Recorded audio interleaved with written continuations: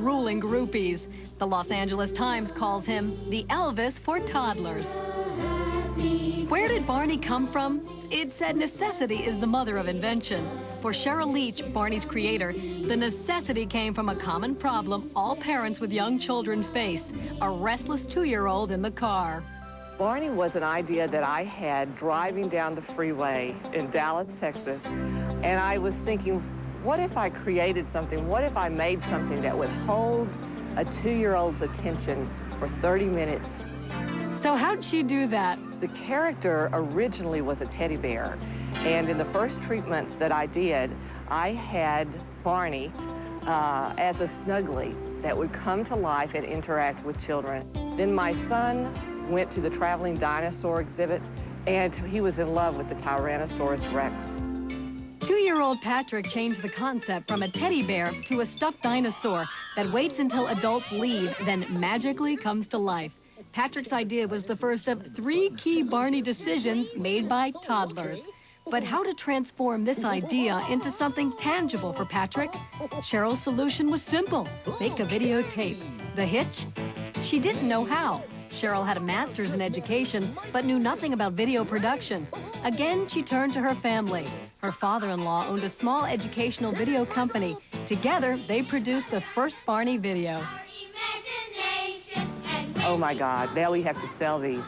It was far easier learning how to do video than learning how to market video. We knew it from the very beginning we could not market Barney to adults.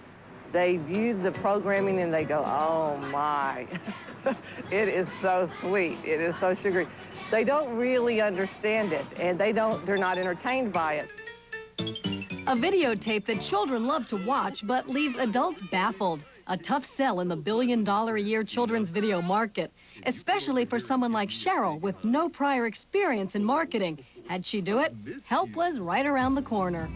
We hired 18 moms from my neighborhood, and we trained them how to do telemarketing as if we knew. This grassroots sales staff was nicknamed the Mom Blitzers. Sheryl counted on their experience with children to help them convince other adults to give Barney a try. Sheryl told the Mom Blitzers what to say, rehearsed them saying it, then gave them phone lists of video and toy stores and got them calling. When my children went to school, I took my little corner and I used the telephone and concentrated on all the calls. It worked probably about from 2 to 5 hours a day. We introduced ourselves, and then we were told to say that we're here to introduce to you a purple and green dinosaur, friendly little animal that's wonderful with children. The initial marketing strategy: give the tapes away for free. Where? Preschools. Why? Sheryl needed to answer 3 questions. Would the schools play it? Would the kids like it? Would the parents buy it? The answers: yes, yes, yes. So it was that behind-the-scenes marketing. It wasn't starting at the top and trickling down with the marketing. It was starting at the bottom, at the actual child, and then building from the ground up. Sheryl knew she was onto something, but to hit it big, she had to convince a national chain to stock Barney videos. But how does an unknown mother sell an unknown character to a well-known retailer? Sounds like a job for the Mom Blitzers. Oh gosh, I would probably make, on JCPenney's, I would probably make perhaps 50 phone calls a day. There was one woman in particular. She was pleasantly persistent, and she kept calling and calling. I had my little printout as to what I was supposed to say, so I prepared myself very carefully. The woman who called on Penny's was a very good salesperson. We offered to send the people tapes of Barney. She kept sending me Barney tapes and said, you know, please give them out to the associates in your department who have young children and see what kind of reaction they have. A tape came on my desk of a Barney, and I called the group together, and I put it in, and I could see the attention level immediately drifting away when a 6-foot purple dinosaur, who was not very sophisticated, started dancing around on the screen. I said, well, what do you think? And they said, it'll never fly. Per sense, I was taking that tape to my grandson the next morning. I showed it to Max. He went crazy. His little brother went crazy. I came back on Monday and I said, we're missing something here. We're not looking at it through the eyes of a 2- or 3-year-old, and they don't see what the kids see in Barney.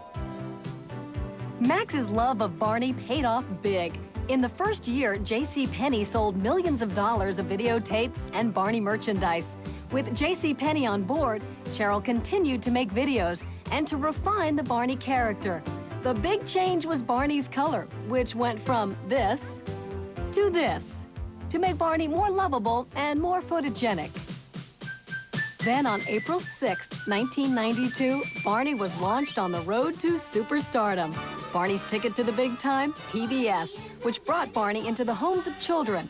So how did Barney get on TV? The decision was made by 3-year-old Leora Rifkin. Her father is a PBS executive. Larry, who works with PBS, knew nothing about Barney, but Leora had seen Barney in her preschool. And he went home and saw that she watched it over and over and over again, and he called me and said, have you ever considered PBS? How valuable is a daily broadcast slot on PBS?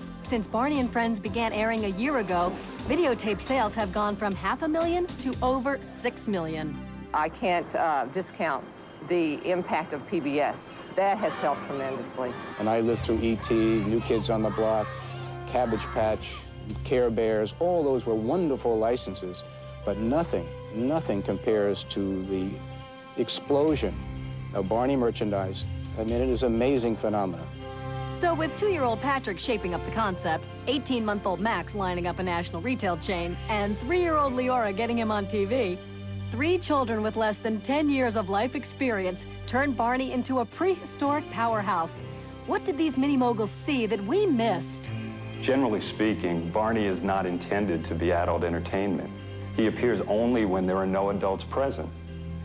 I believe he was designed to be a most fantastic, imaginary purple playmate. The magic that Barney brings to the children is, in a sense, the magic that we as adults have either forgotten, outgrown, or lost touch with.